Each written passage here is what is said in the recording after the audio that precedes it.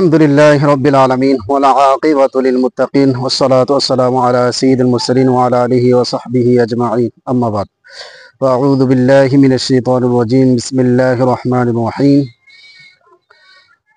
واعتصموا بحبل الله جميعا ولا تفرقوا صدق الله العظيم মহান আল্লাহ তাআলা বলেন যে তোমরা ঐক্যবদ্ধভাবে দ্বীনকে আল্লাহর রজ্জুকে তোমরা ধারণ করো, পরস্পর বিচ্ছিন্ন হয় না।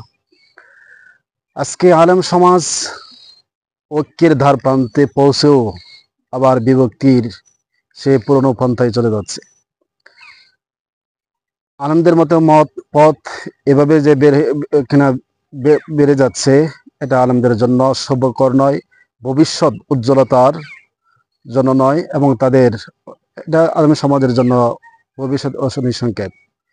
এভাবে দিন দিন আলেমদের মধ্যে বিভক্তি হওয়া, তাদের যে নেতৃত্ব, তাদের যে কর্তৃত্ব আস্তে আস্তে হারিয়ে যাবে বা নিজেদের মধ্যে কে দুর্বল হয়ে পড়বে। আলেম সমাজ যদি একতাবদ্ধ হয়, আলেম সমাজ যদি এখনো তারা এক প্ল্যাটফর্মে চলে আসে, তাহলে অবশ্যই পরের দিনই সেই সোনালী সূর্য, খেলাফতের সূর্য, ইসলামের পতাকা পথ করে উঠবে ইনশাল্লাহ। তবে যে বিষয়টা নিয়ে একমত হচ্ছে না, প্রথম হচ্ছে অনেকে ধারণা করে আকীদা, অনেকে ধারণা করে যে ইসলামী একতলাফি মাসাগুলো এগুলো সরিয়ে দিলে এক হয়ে যাবে। না, আমি বলবো মূল ঐক্যমতের পিছনে সবচেয়ে বড় অন্তরায়, সবচেয়ে বড় বাধা হচ্ছে আকীদা নয়, সবচেয়ে বড় বাধা হচ্ছে চেয়ার। কে খেলাফত, কে ঐক্যবদ্ধ প্ল্যাটফর্মের আমির হবেন, সেটা নিয়েই সবচেয়ে বড় ঝামেলা, সবচেয়ে বড় বাধা। সবাই চায় তার নিজ নিজ দলের তার নেতাকে প্রধান আসনে বা প্রধান আমির হিসেবে নির্বাচিত করতে এবং দেখতে চায়, এটাই স্বাভাবিক আকাঙ্ক্ষা। এইটা হচ্ছে মূল পয়েন্ট, এটা হচ্ছে মূল বাধা। পরে হচ্ছে আকীদার বিষয়, কারণ এটা যদি হতো, আকীদার যদি সমস্যা হতো, তাহলে আমাদের কওমি বা দেওবন্দির মধ্যে যে খেলাফত আন্দোলন, খেলাফত মজলিস, এরকম ইসলামী ঐক্য জোট, ইসলামী মোর্চা, বহু দলে বিভক্ত আছে। এটা মানে একাধিক দেওবন্দি আকীদা লালন করে এবং সবাই এর মাঝে বহু দলে বিভক্ত। যদি এমনটাই হতো তাহলে বিভক্ত আর হতো না, তাদের আকীদা কিন্তু বিশ্বাসে এক। কিন্তু আকীদা মূল মাপকাঠি নয়, আবার বিশ্বাসের মূল মাপকাঠি নয়। ঐক্যবদ্ধ হওয়ার ক্ষেত্রে মূল বাধা হচ্ছে কেউ কাউকে ছাড় দিতে রাজি নয়, মানে চেয়ারের ক্ষেত্রে, মূল চেয়ারের ক্ষেত্রে, এবং তারা প্রাধান্যতা বা প্রায়োরিটি দলের যে নিজেদের নেতাদের যে কিনা অবস্থান অথবা দলের যে সবচেয়ে বড় বড় পদগুলো আছে, সেটা নিয়ে এসে সবচেয়ে বড় সমস্যা। এই সমস্যার কারণেই হচ্ছে না। তারপরে হতে পারে, দ্বিতীয় কারণ হতে পারে যে আকীদার বিষয়গুলো, একতলাফ বিষয়গুলো, এটাও একটা মতানৈক্যের বড় কারণ বা একতলাফের কারণ।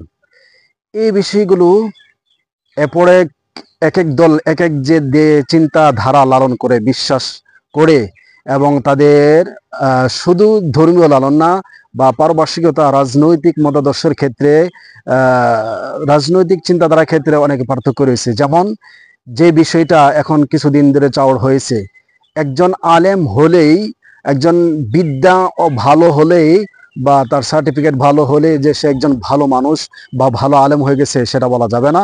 যেমন ফরিদ বিন মাসুদ, তিনি একজন ভালো আলেম ছিলেন, তিনি দেওবন্দে পড়াশোনা করছেন এবং তার এলেমের একটা ইয়া আছে, তার ঝুড়ি আছে, এটা বলা বাহিল্য, কিনা না বলার কোনো অবকাশ নেই।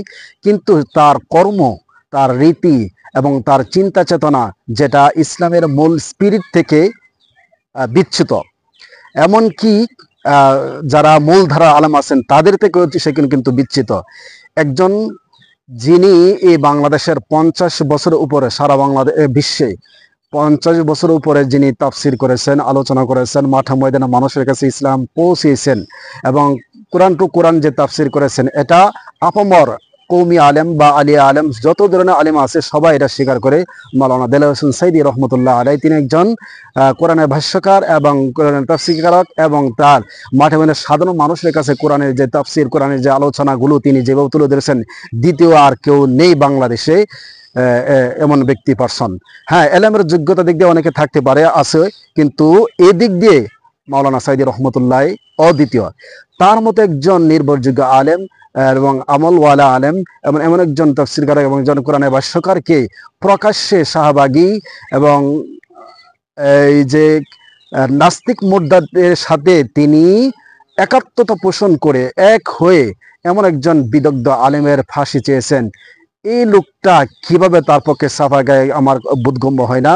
এবং একটা দলের প্রধান হয়েও একটা দলের বিশেষ লোকেরা তার সাফাই গাওয়া এবং তার পক্ষে নেওয়া অপকলন করা এটা দূরদর্শিতা নয়, এবং এটা আমি মনে করি রাজনীতিক একটা অপরিপক্কতা।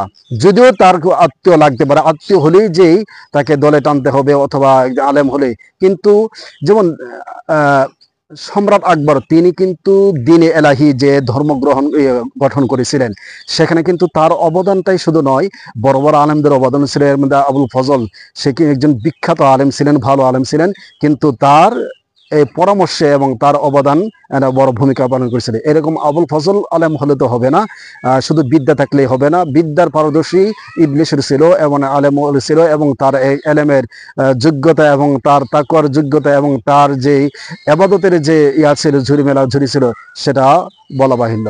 কিন্তু এ ফরিদুদ্দীন মাসুদ যদিও তিনি এরকম হতেন, কিন্তু তিনি আলেম সমাজের মধ্যে এরকম একজন আলেমের বিচার চেয়ে তাদের সাথে একাত্মতা করে, শুধু তাই নয়, তেমনি এমন কথা বলেছেন, সবচেয়ে বেশি নেক কাজ করেছেন, সবচেয়ে বেশি তিনি বড় ভালো কাজটা জীবনের মধ্যে নেক কাজটা করেছেন তিনি শাহবাগে এসে। এমন ধরনের নির্লজ্জ যিনি একজন আলেম হয়ে বলতে পারেন, একজন আলেমের ফাঁসি চেতে পারেন, সে আলেমের সাফাই গাওয়া, সে আলেমের পক্ষ অবলম্বন করা নিতান্ত বোকামি এবং রাজনৈতিক অপরিজ্ঞতা এবং অদূরদর্শী। এর থেকে আমি মনে করি এরকম কিন্তু এই বিষয়গুলোর কারণেই একটা মতানৈক্য নতুন করে চাওয়ার হয়, নতুন করে তৈরি হয়।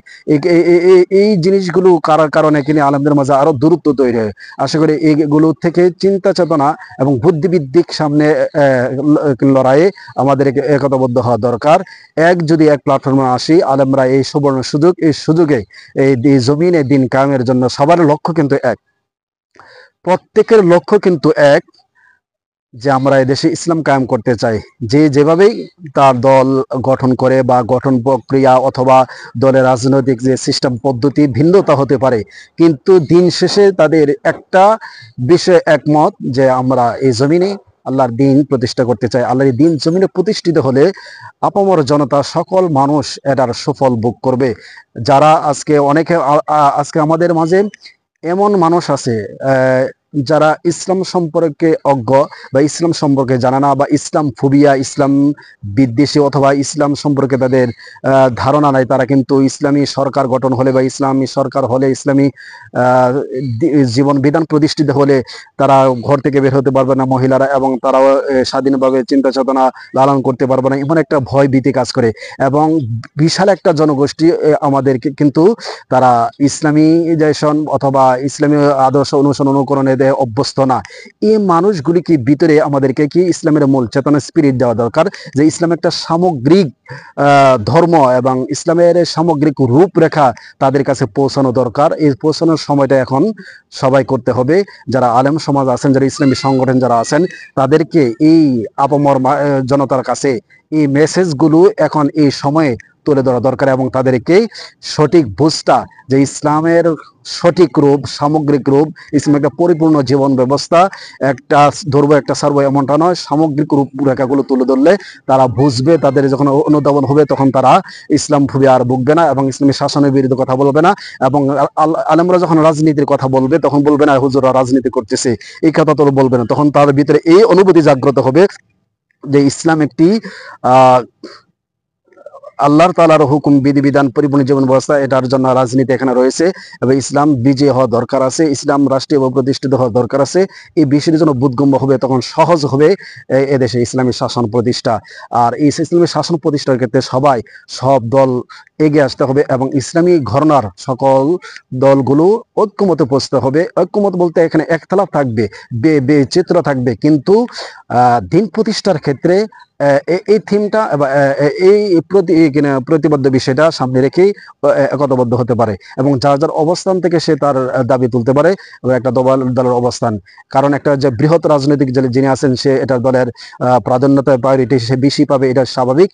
এই লেভেল ঠিক রেখে যখন আমরা একতাবদ্ধ হব, তখন আর বিভেদ থাকবে না, মতানৈক্যতা কিছু কমে আসবে, এবং আলেমরা এই যে কাদা ছোড়াছুরি এবং চিন্তা ভাবনা করে আলেমদের বিরুদ্ধে এভাবে লাগা, ফরিদুদ্দিন মাসুদের মতো, তার মতো যদি এভাবে আলেম আলেমের বিরুদ্ধে লাগে, তাহলে দিন দিন মানুষের ভিতরে আলেমদের বিরুদ্ধে একটা নেতিবাচক ধারণা জন্মাবে এবং নেতিবাচক ইয়া তৈরি হবে। এবং এ থেকে আশা করি মানে আলেমরা বেরিয়ে আসবে। তখন আলেম আলেমকে সম্মান করবে, মর্যাদা দিবে, তখন মানুষ আলেমের কাছে মর্যাদা পাবে। আশা করি আমরা এই অবস্থা থেকে কাটিয়ে উঠে একটা সুন্দর সম্ভাবনাময় ইসলামের বাংলাদেশ গড়ব এবং গড়তে চাই, এবং আল্লাহ তাআলা আমাদেরকে তৌফিক দান